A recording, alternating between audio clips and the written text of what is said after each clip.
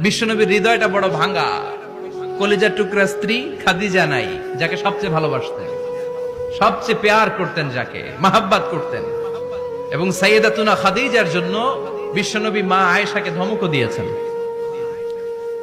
সাইয়েদাতুনা খাদিজার কথা যখন বিশ্বনবী বলে বেড়ায় মা আয়েশার কাছে, খাদিজার কথা বললে মা আয়েশা বলতেন, ও নবী, কোন জাহিলি যুগে এক বুড়ি মহিলার সাথে আপনার বিয়ে হয়েছিল, মরে গিয়েছে, কবরে শুয়ে আছে।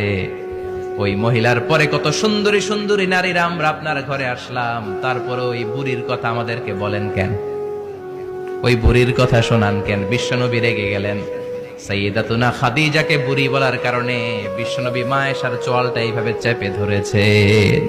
কোনদিন স্ত্রীর গায়ে হাত তোলেননি, শুধু এই একবার খাদিজাকে বুড়ি বলার কারণে মা আয়েশার থুতনি চেপে ধরেছিলেন। আল্লাহু আকবার। আবার বিশ্বনবী বলতেন, রুজিকতু হুব্বাহা, খাদিজার ভালো